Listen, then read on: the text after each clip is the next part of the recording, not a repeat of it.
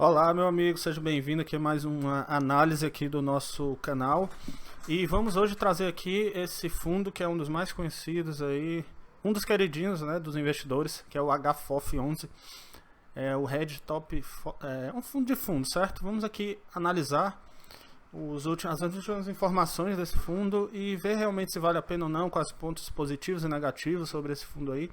Então vamos lá trazer uma análise atualizada do HFOF11, ok? Aí vamos com o aviso de sempre. Nosso vídeo aqui não é conselho de investimento ou recomendação de compra e venda sob hipótese alguma, apenas uma opinião e fins educativos, certo? Bom, basicamente o que é o HFOF11 é um fundo de fundo, ele investe outros fundos imobiliários, cotas de outros FIIs, também LCI, CRIs, letras hipotecárias, enfim. Ele tem um pouco de tudo, mas basicamente ele é um fundo de fundo, ele investe em outros fundos imobiliários, certo? A data de IPO dele é 28 de 2 de 2018 e o gestor é Red Investimentos, que é uma boa gestora aí, com bom histórico. E o mercado tem valorizado bastante essa gestora. O mandato dele é títulos e valores, ele já tem uma participação bem relevante aí no IFIX, apesar de novo, né, 2018 o IPO dele já tem uma participação de 2,39% e a taxa de administração é 0,60% ao ano sobre o patrimônio líquido ou valor de mercado, caso o fundo integre o FIX, certo? Agora vamos aqui para os proventos que ele tem pago. Em relação aos dividendos, nos últimos 12 meses ele pagou 7,66% e no último mês 0,61%. Ele tem pago aí ultimamente nessa média aí em torno de 0,60% ao mês. Enfim, é um dividendo ok, é um dividendo razoável, nada extraordinário, certo? E vamos lá, vamos continuar, vamos ver aqui o histórico. Quando a gente puxa aqui o histórico de dividendos dele, a gente pode ver que ele vinha aqui tendo uns picos, né? Abril, julho, enfim, né? Desde 2018, e agora ele reduziu mais a distribuição de dividendos dele. Isso aí se explica também pela questão da crise. Muitos fundos imobiliários sofreram, mas nós temos também uma explicação que ele traz no relatório gerencial. Se a gente for ver, uma das fontes de receita dele ele diminuiu mais ultimamente. Nós vamos estar vendo isso aí no relatório gerencial, certo? A cotação dele tem subido, reduziu nesse período de crise, voltou, agora tem reduzido de novo. Mas se você traçar uma tendência aqui, você vai ver que a tendência é crescente no longo prazo, certo? Então ele está numa tendência aí crescente. Atualmente ele se mantém aqui, mas a perspectiva é de alta. Ok? Em relação, ele está sendo negociado com um ágio aí de 3,10%, ele está sendo negociado com um valor ligeiramente acima do seu valor patrimonial, fazendo um PVPA de 1,03, que é um valor aí não muito esticado, ele não está muito mais caro do que o valor patrimonial dele, apenas um pouco. Está dentro aí do limite de tolerância para estar entrando aí no investimento, certo? Lembrando, gente, antes de continuar o curso, que nós lançamos nosso primeiro curso de análise de fundos imobiliários na Udemy, certo?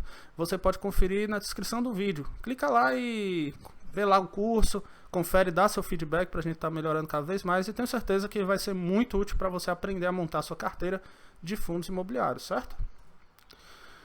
Bom, vamos iniciar aqui analisando o relatório gerencial. No relatório gerencial desse fundo imobiliário, no começo ele traz um panorama geral. Eu extraí aqui esse quadro, que traz um trecho lá do panorama, bem interessante, que ele traz um estudo aqui de risco-retorno. E atualmente ele traz o IBOV, né, o dólar, o IFIX, o CDI, ele traz alguns investimentos. E o IBOV aqui ele classifica com um retorno baixo, uma volatilidade baixa também, mas um retorno baixo. E aqui ele enquadra o IFIX como um retorno alto e uma volatilidade também baixa, né? Desculpe, o IBOV é uma volatilidade alta, né? O IBOV com volatilidade alta e um retorno baixo. O IFIX com volatilidade baixa e um retorno alto. O dólar melhor ainda, né? Só que tem uma volatilidade um pouco maior. Então ele classifica aqui o melhor investimento, risco-retorno aqui tem sido o dólar, depois o IFIX, depois o CDI. Né? Porque ele tem um retorno mediano e uma volatilidade zero, né? Não há volatilidade. Ok? Oscilação, né, no preço das cotas. Aí aqui ainda no panorama geral, bem interessante, ele traz um comparativo entre o IFIX, que é a média dos fundos imobiliários, e o HFOF, o rendimento médio, né?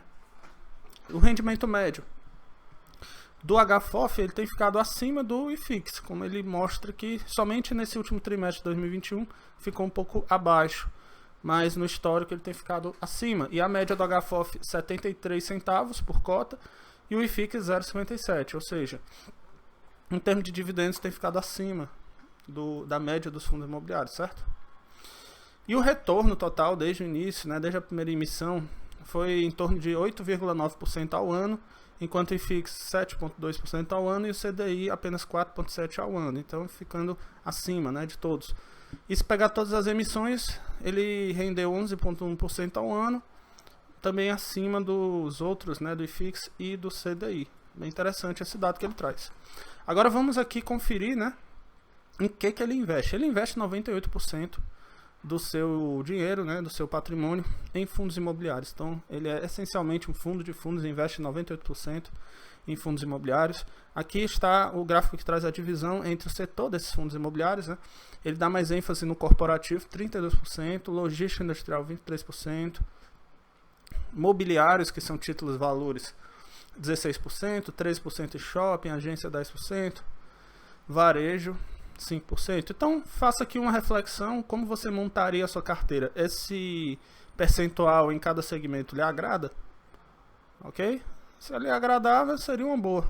Seria uma boa. Agora, se não lhe agradar esse tipo de divisão aqui, aí você deve refletir se deve ou não investir nesse FII. Ok? A renda, né, a estratégia dele se baseia em renda. Renda é o quê? É obter o dividendo dos fundos imobiliários que ele investe e repassar para os cotistas do HFOF. 64% é baseado nisso, como ele explica aqui, né? Renda e ganho, né? Misturando um pouquinho de venda dos ativos, lucrando um pouco com a venda e ao mesmo tempo também distribuindo dividendo, ele mistura 27% ele mistura essas duas estratégias, renda e ganho. E o ganho, né, 9% da sua estratégia, certo? 9% são fundos que ele está investido como uma oportunidade. Quando houver a oportunidade de venda, ele vai vender, realizar o lucro e acrescentar isso na distribuição de dividendos. Basicamente, essa é a estratégia do HFOF atualmente. A renda ela traz menos risco, certo? Porém, um retorno menor também. Já o ganho de capital, ele traz melhores retornos, mas um risco maior também. E aqui é dividido. Ok, então ele é um fundo que tem uma estratégia relativamente segura, quando a gente vai analisar aqui a estratégia dele. Participação no patrimônio líquido dos diferentes fundos que ele está investindo, né? A gente pode ver que ele dá muita ênfase, ele tem 14% no HLOG, no BBPO ele tem 9,7%, né? E assim vai. Ele tem mais concentração em certos FIIs e outros é mais diluído aqui, como você pode ver. É bom você olhar também se lhe agradam esses FIIs que ele está investido. Eu confesso que eu não conheço vários desses FIIs aqui, certo? E eu confesso para você, sendo sincero, não é recomendação de investimento. Não me agrada muito essa carteira aqui, mas a gente tem que ver o retorno que ele tem gerado. E até agora o retorno tem sido bom. Ele tem se dado muito bem aí com a sua estratégia, mas é sempre bom você ver se você está confortável com a gestão. Se você está confortável naquilo que você investe, é importante, certo? Principalmente em fundos imobiliários que a gente está disposto a correr menos risco aí. Bom, aqui o DRE dele, ele traz aqui os ganhos e as despesas, enfim. É importante observar que ele tem sido responsável aqui com a sua distribuição, né? O resultado e o rendimento, né? O resultado aqui, o rendimento aqui, né? O resultado e o rendimento. Ele tem distribuído menos do que ele tem arrecadado. Então ele adota uma postura conservadora, o HFOF. Quando você vê lá, tanto pela sua estratégia quanto pela sua postura, ele adota uma postura conservadora. Ele faz um caixazinho, ele não distribui ali, ele não distribui mais do que ele arrecada, certo? Somente aqui, ó, em abril de 2021, que ele distribuiu mais do que ele arrecadou. Mas ele se mantém numa postura conservadora, pelo menos no momento. Agora a gente sabe que pode mudar com o tempo também, certo? Tanto é que você pode ver aqui, ele traz os dividendos pagos. E da onde que vieram esses dividendos? Ele traz aqui um raio-x desde maio de 2020. E o verdinho aqui é a venda de FIIs, ou seja, ganho de capital, né? Compra e venda de ativos. O azul escuro são os rendimentos dos fundos imobiliários. Então vou focar nesses dois, que são mais importantes. Aí você pode ver que os rendimentos dos fundos imobiliários têm se mantido constante e crescido ligeiramente. Agora, antes ele distribuía, ele fazia mais... ele focava mais em ganho de capital. Você pode ver que tem bastante distribuição devido ao ganho de capital nesse período, até que aqui parou um pouco e hoje em dia ele distribui pouco, né, com ganho de capital e tá focando pelo menos no momento mais em dividendo mesmo. Ele deu uma mudada aí na sua estratégia, como a gente pode ver, aumentou o número de dividendos que ele recebe e diminuiu o ganho de capital. O resultado total tem sido uma menor distribuição de dividendos, quando a gente vai olhar de uma forma geral, certo? Aqui, para finalizar, ele traz comparativo com o IFIX, o retorno total dele comparado com o IFIX. Ele ficou acima, como ele mostra, e é um fundo que tem dado um bom retorno aí ao longo do tempo, certo? De uma forma geral, a gente pode ver que tem dado um bom retorno.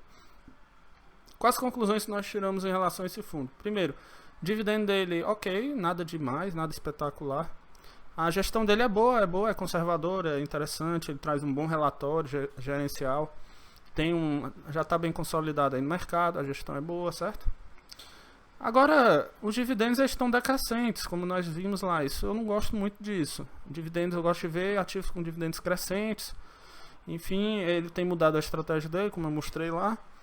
E isso eu encaro como um ponto negativo, certo? Ele está com um ágiozinho de 3%, eu coloquei como ponto negativo, mas é muito pouco o ágio dele. E o principal ponto para mim que eu acho que eu não gosto muito de fundos é porque não há controle algum. Eu estou ali investindo eu estou terceirizando o meu investimento total para uma gestora e não estou tendo muito controle de quais os segmentos estão sendo investidos, não estou conhecendo muito bem. Quando eu mesmo compro os meus ativos, já é difícil de eu saber exatamente todos os imóveis, todos os ativos que são investidos, imagina um fundo de fundos, aí que não tem controle.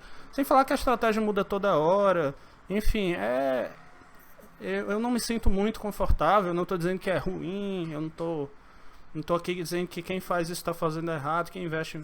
Não, o que importa é o resultado no final das contas, mas eu gosto de investir no que eu me sinto confortável, e fundos de fundos eu não me sinto confortável para estar investindo, é só isso mesmo. Mas é um bom fundo, conservador, uma gestão boa, interessante aí, não está com ágio grande, é uma boa possibilidade para você que quer simplesmente delegar a escolha de fundos imobiliários e deixar o seu dinheiro rendendo aí, numa gestora competente, certo? Bom, espero que tenha ajudado alguém aí com essa análise. Me deixa aí no comentário se você gostou ou não, o que você acha, se ficou alguma dúvida, se eu esqueci de falar alguma coisa, ok? E não esqueça de baixar o nosso e-book gratuito também, Manual dos Fundos Imobiliários, que está na descrição do vídeo. Lá nós vamos ensinar muita coisa interessante para quem está iniciando aí em fundos imobiliários, beleza? Pois então é isso, obrigado e até o próximo vídeo.